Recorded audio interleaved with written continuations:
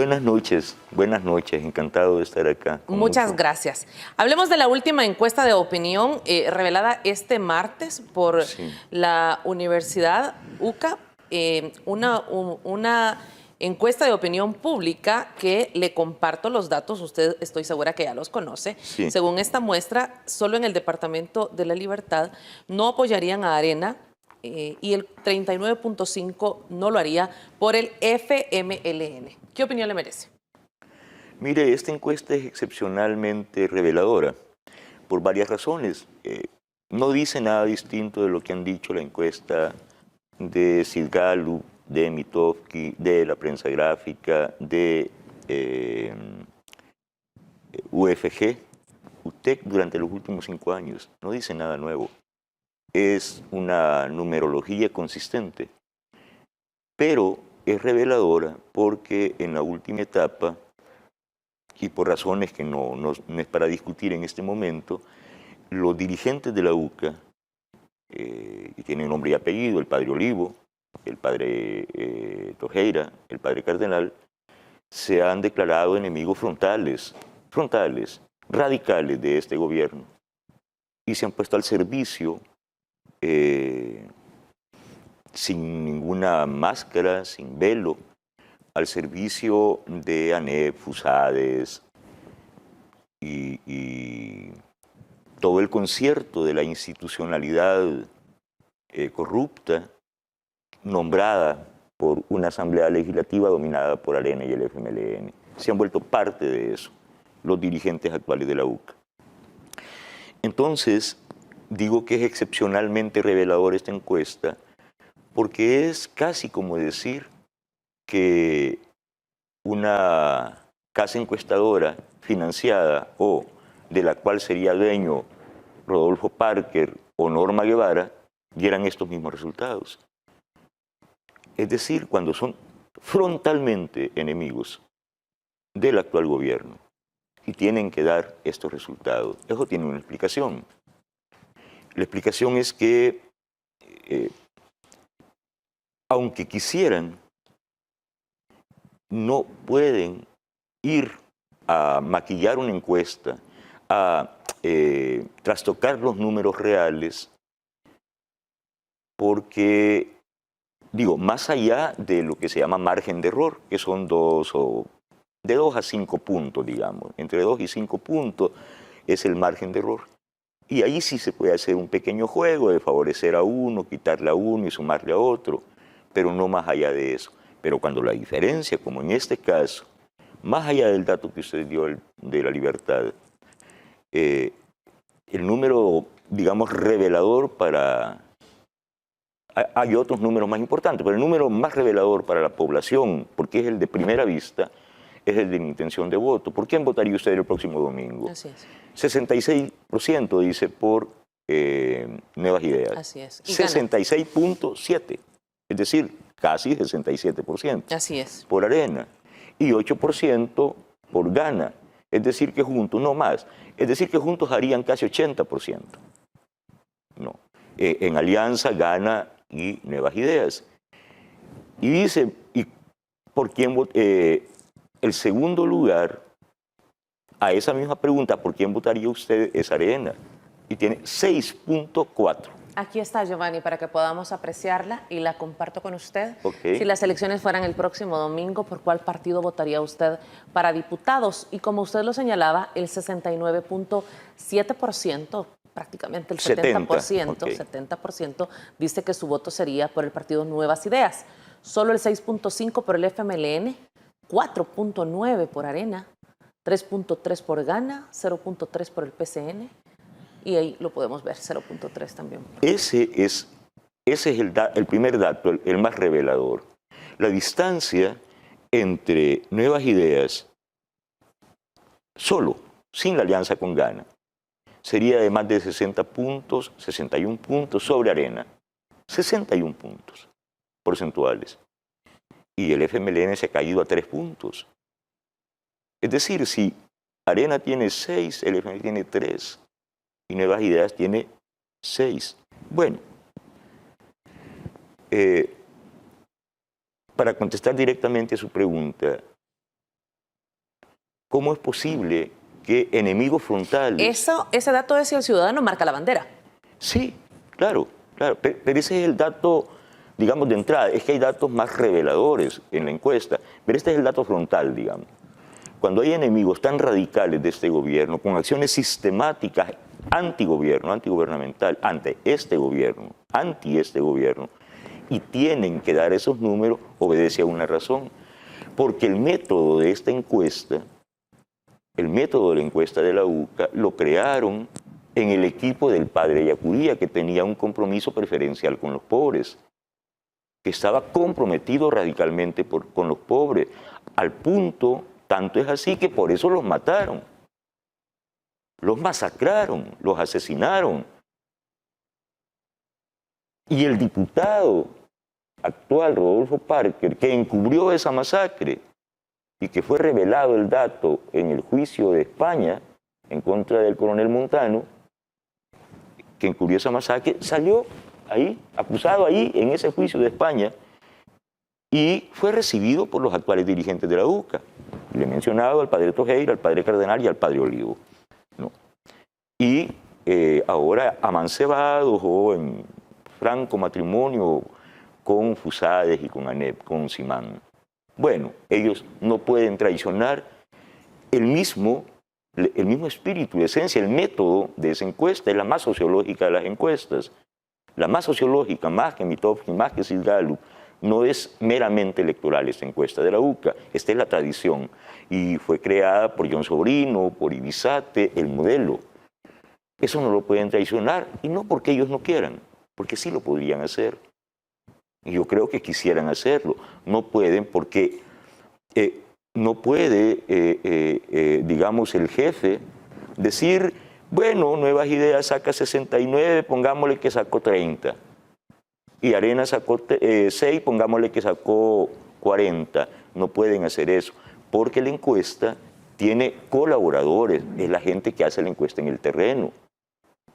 Y si ellos hicieran eso, es bien probable que la gente que hizo la encuesta diga, ese dato es falso. Y eso implicaría el suicidio no solo del YUDOP, del instituto que hace la encuesta, implicaría el suicidio de la UCA como institución.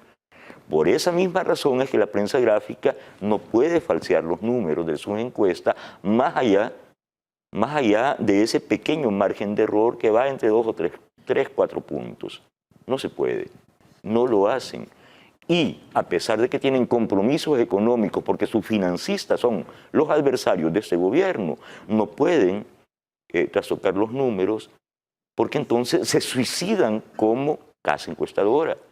Y una encuesta que señala que el 71% de los participantes ha dicho que esta decisión de votar de esta manera es definitiva, cuando faltan pues prácticamente 80 días para que sean las elecciones. Pero ahora quiero mostrarle otra de las preguntas que se realizó a través de esta encuesta de la UCA, y ahí la tiene usted en pantalla. ¿Por cuál partido político nunca votaría para los diputados en las elecciones de 2021? Encabeza el partido Arena, por quien nunca votarían, dicen los encuestados, con un 42.7%, y le sigue el FMLN con un 35.4%.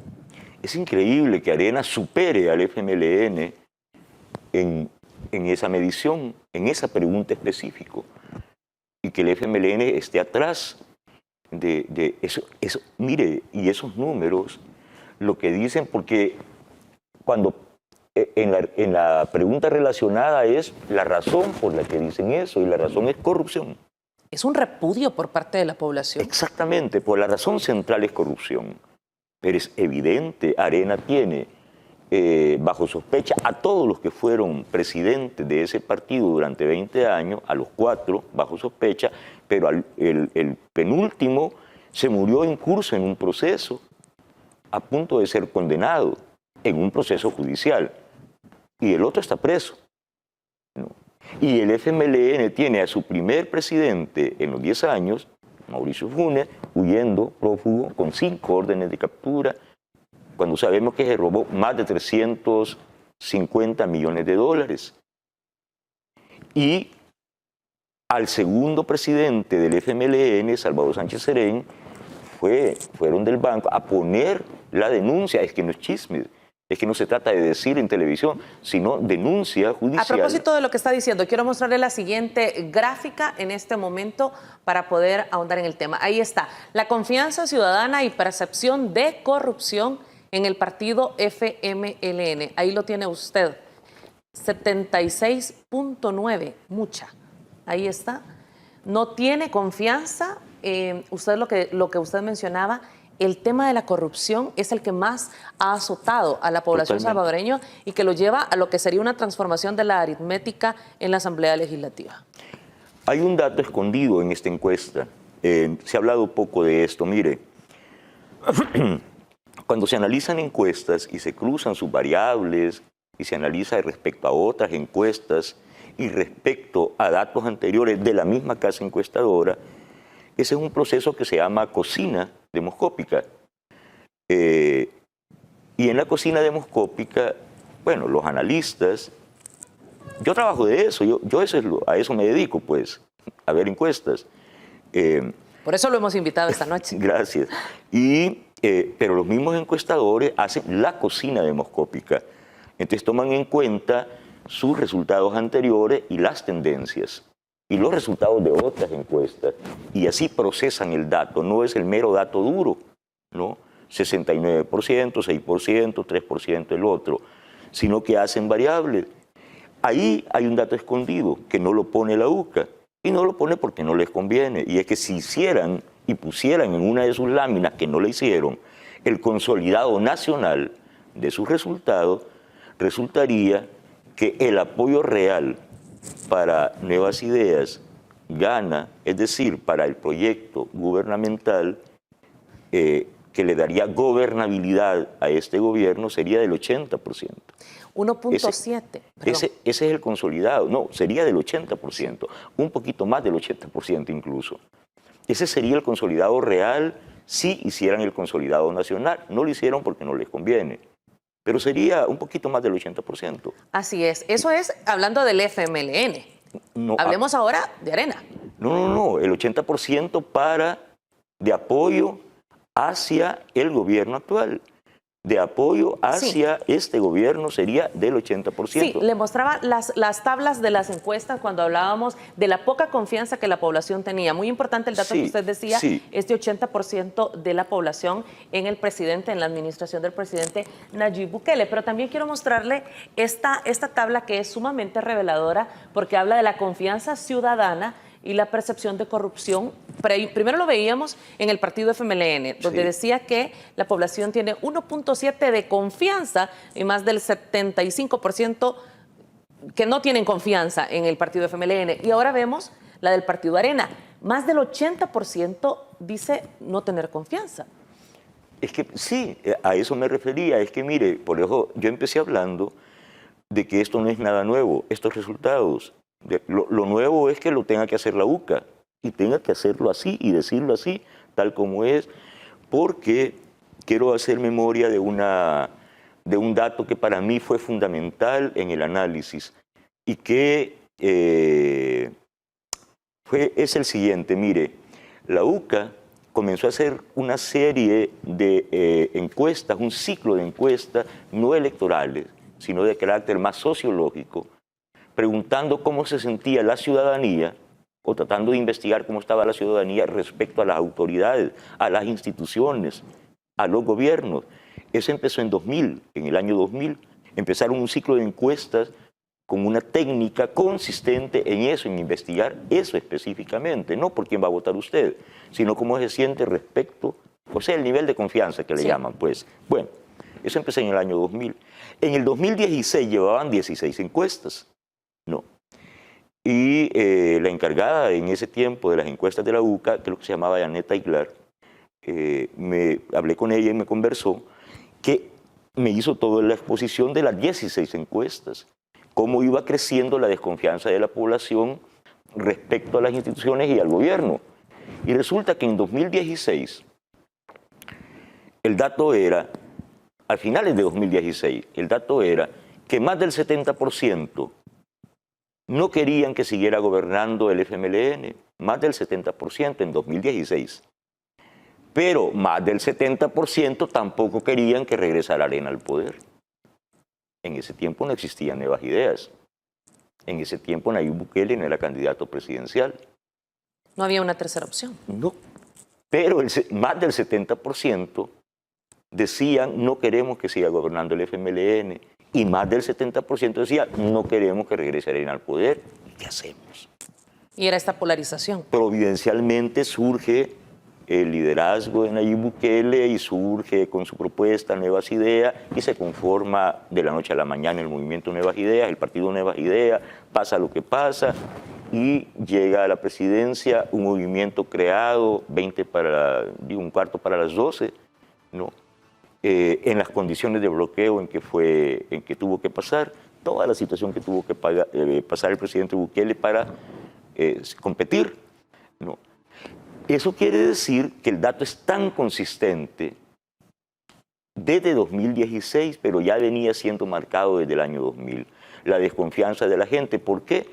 Porque el dato era, no confiamos en el gobierno, pero no confiamos en ninguna de sus instituciones del Estado. Todas las instituciones estaban evaluadas por debajo del 5, reprobadas, todas, excepto la Fuerza Armada, la Policía, toda la Fiscalía, la Corte Suprema, la Corte de Cuentas, todas las instituciones estaban reprobadas. Y los números del presidente en ese momento también estaban muy bajas. No, el gobierno era el peor reprobado. Bueno, el gobierno de Sánchez Serén llegó a tener notas de 3, pues, reprobado con el 3%. Entonces, este resultado de ahora es totalmente, por eso digo, no es nada nuevo. Es otra más de las encuestas que dicen lo mismo, que la distancia entre la nueva opción, Nuevas Ideas, y los adversarios es demasiado grande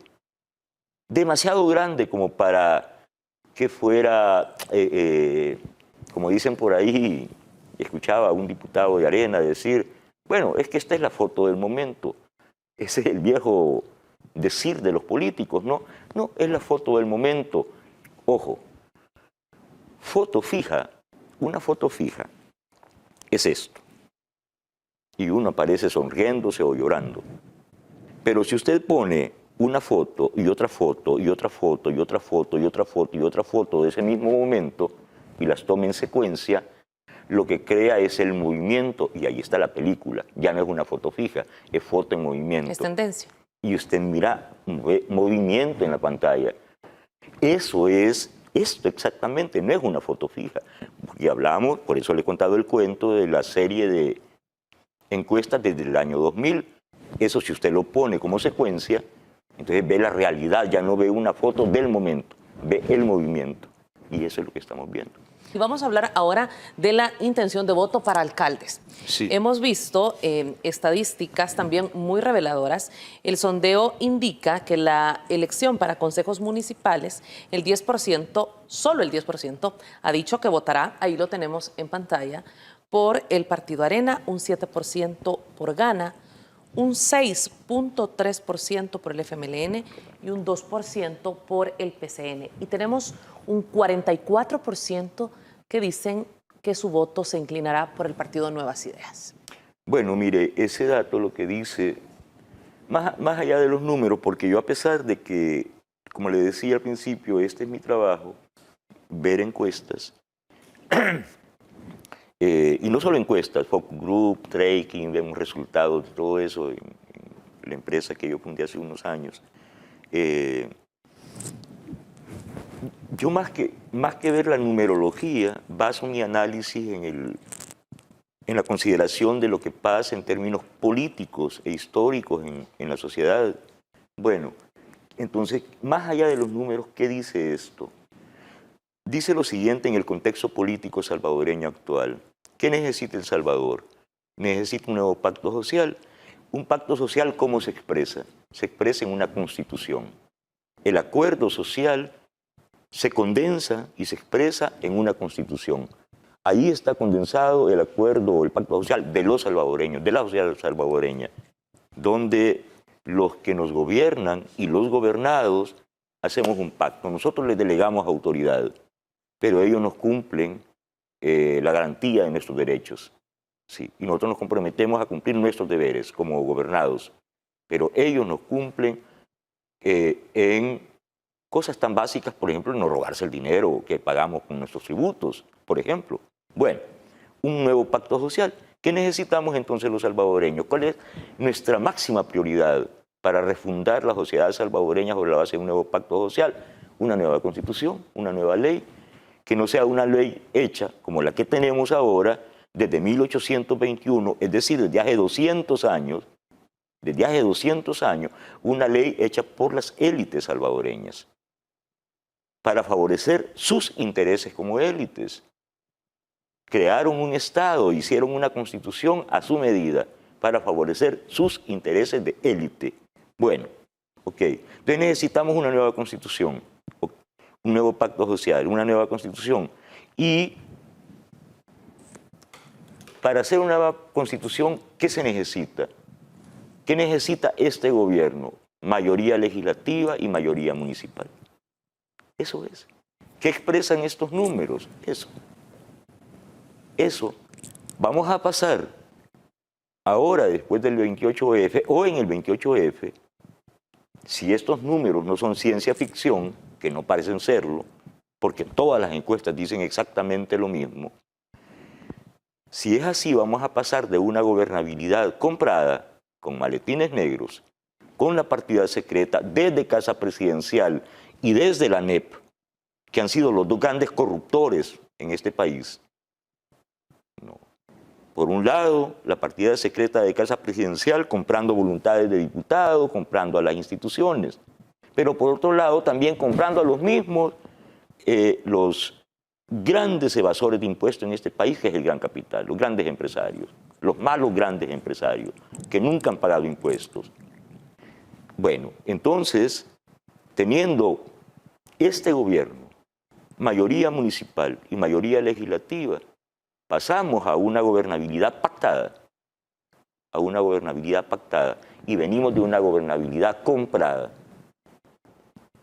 En esas condiciones podemos entonces pasar a ese sueño que es una nueva constitucionalidad. En ese proyecto ya está trabajando el vicepresidente Félix Ulloa. En ese proyecto ya están trabajando por encargo del presidente Bukele un equipo conducido por el presidente Félix Ulloa y llevan bastante avanzado ese proyecto. Y le digo algo más, eso me ilusiona a mí, me emociono cuando hablo de eso. Con la base de estos números, eso va a ser posible. Pero ese proyecto de nuevo constitucionalismo, de nueva constitucionalidad sobre la base de mayoría municipal y legislativa, digamos, lo más lindo de ese proyecto, para alguien como yo, es que va a ser el proyecto constitucional más consultado en toda la historia salvadoreña, en toda la historia latinoamericana y probablemente en toda la historia mundial. El más consultado, sobre la base de una plataforma donde todos los ciudadanos, abiertamente, independientemente de qué partido sean, de qué ideología sean, pueden decir: yo considero que, yo no estoy de acuerdo con, yo estoy de acuerdo con. El plebiscito, el referéndum, todo eso se va a poner en discusión. Todo eso, excepto una cosa, que es con lo que quieren asustar, como dicen, con el petate del muerto, excepto algo, mover las cláusulas pétreas, que el sistema político salvadoreño es plural, es democrático. Eso no se va a poner en tela de juicio, eso no se va a consultar, porque eso es inamovible. Nuestro sistema es democrático, es pluralista, eso así es, y no tiene reelección continua, eso no se va a consultar. Entonces dice, es que quieren cambiar la Constitución porque quieren que Nayib Bukele sea presidente 5, 10, 15, 20, 30, 40 años. No, eso no es cierto. Eso no está en cuestión. El nuevo constitucionalismo es para otra cosa, es para hacer lo que desde hace 50 años este país tendría que haber hecho si no hubiéramos entrado en etapa de estancamiento y de retroceso luego.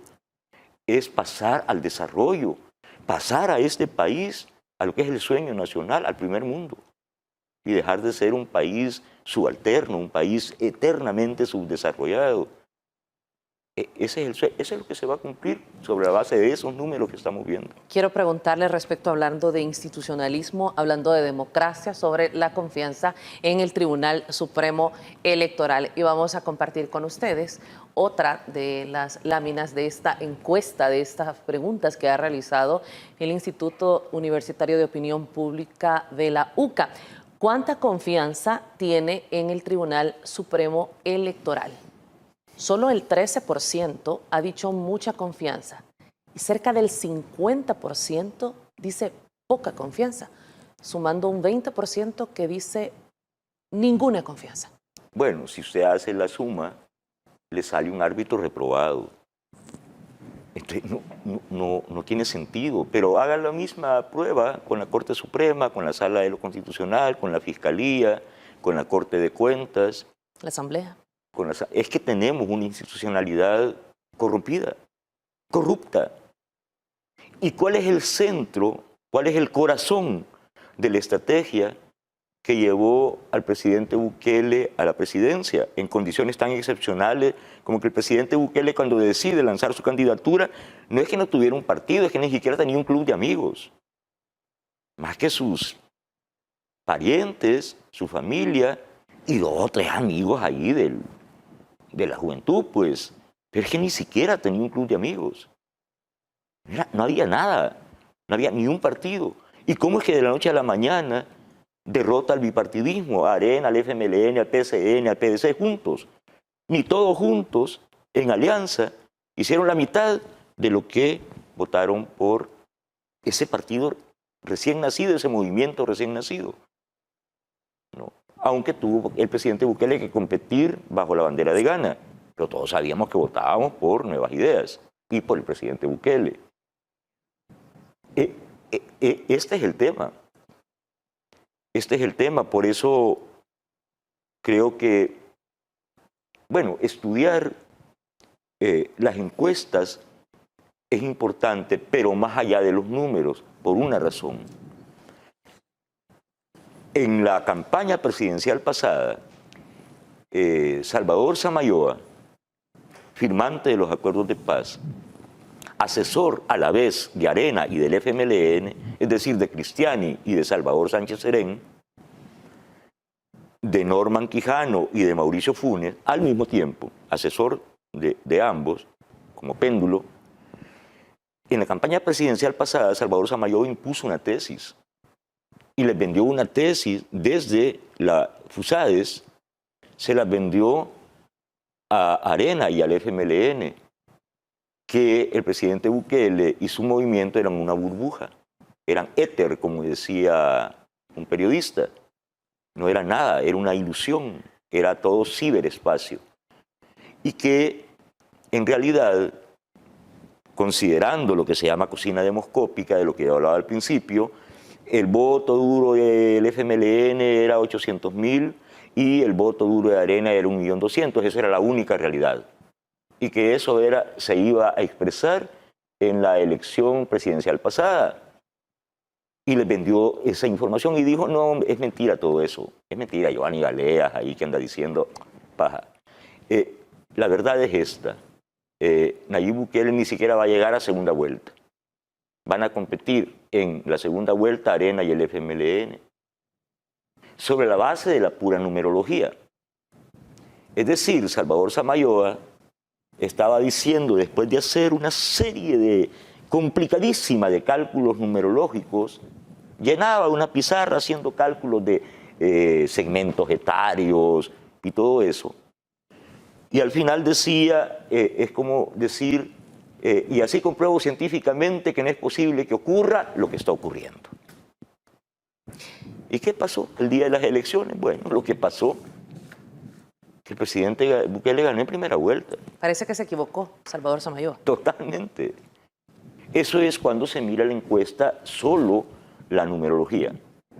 Hay que considerar el contexto político e histórico. Es más, la numerología es la consecuencia de lo que pasa políticamente, históricamente en una sociedad. Eso se llama análisis de proceso. Quien hace análisis solo de los números se equivoca. Los números son la consecuencia de lo que pasa política e históricamente en una sociedad. Donde no hay números, y precisamente es lo que quiero preguntarle, es si le parece curioso que la UCA no haya analizado la intención de voto para la alcaldía de San Salvador. La UCA, cuando masacraron al equipo intelectual del padre Ayacuría, ese formidable equipo de genios académicos, como era el padre Ayacuría, uno de los filósofos más grandes del siglo XX. Bueno, desaparecieron ellos, se acabó el equipo de la UCA. ¿Qué tenían? Tenían la revista ECA, la mejor revista política de América Latina en ese momento. Tenían la editorial UCA, una editorial potentísima en ese momento. La radio de la UCA, la YS-UCA, con el prestigio que tenía entonces la YS-UCA. Tenían facultades de humanísticas. ¿Y qué pasa cuando ellos desaparecen?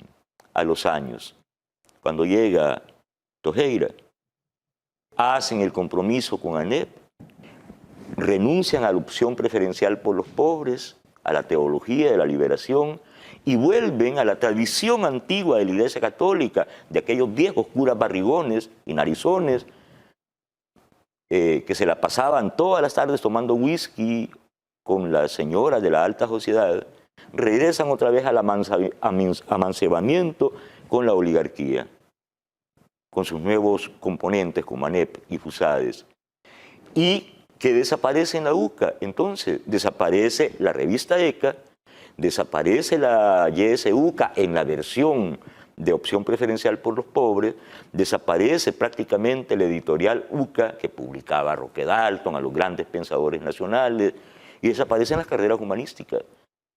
Y ahí le dan prioridad a las carreras de administración, de empresas y todo eso, como si fuera la ESEN. Eso es lo que hicieron. Eso es lo que hicieron. Entonces, bueno, desaparece la UCA que conocíamos, que se conoció en aquellos años, que lideró ese formidable equipo intelectual, el padre Ayacuría, con John Sobrino, con John Cortina, el padre Ibizate y tal. Y bueno, y tenemos lo que ahora es la UCA, esa desgracia que se llama UCA. La influencia del presidente de la República, Nayib Bukele, en estos resultados. Con esta pregunta terminamos. Mire, yo acabo de terminar un libro que se llama Nayib Bukele, la indignación estratégica, que está por publicarse, está por salir de imprenta. Se llama Nayib Bukele, la indignación estratégica, y antes había escrito uno que se llama ¿Quién es Nayib Bukele? Es decir, llevo 2 libros con este otro, investigando ese caso, esa excepcionalidad, porque estamos frente al presidente más popular en toda la historia de El Salvador. No solo en El Salvador, sino... Presidente que hemos tenido en El Salvador, pero con muchas otras excepcionalidades. ¿No? Líder regional, líder latinoamericano, mejor evaluado en todo el mundo, según encuestas concretas. Bueno. Ahí tenemos, le quiero compartir, sí, el directorio legislativo, el ranking de imagen presidencial. Sí. ¿Qué tiene que ver el presidente Bukele con estos números? Mi tesis es la de un doble movimiento. Yo le llamo así a esta situación, un doble movimiento. Cuando hablé de las encuestas del ciclo de encuestas de la UCA, precisamente desde el año 2000 a 2016, esas 16 encuestas que revelaron ese dato, esas encuestas demostraban no solo que más del 70% no querían ni que siguiera gobernando el FMLN, ni que Arena regresara al poder, sino que revelaban otra cosa, que había una mayoría descontenta con el sistema, con el régimen, con la legislación, con las instituciones. Había una mayoría de más del 70%, pero era una mayoría dispersa.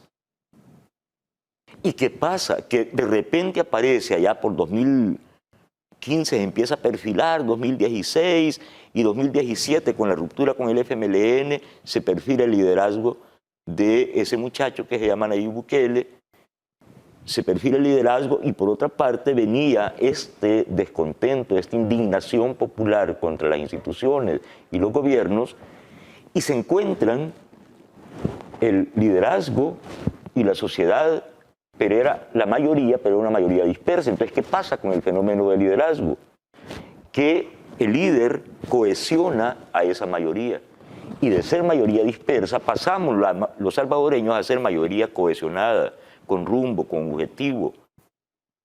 ¿Y quién pone el rumbo y el objetivo? El líder, que crea un programa político, que es el programa que se expresa en el partido Nuevas Ideas.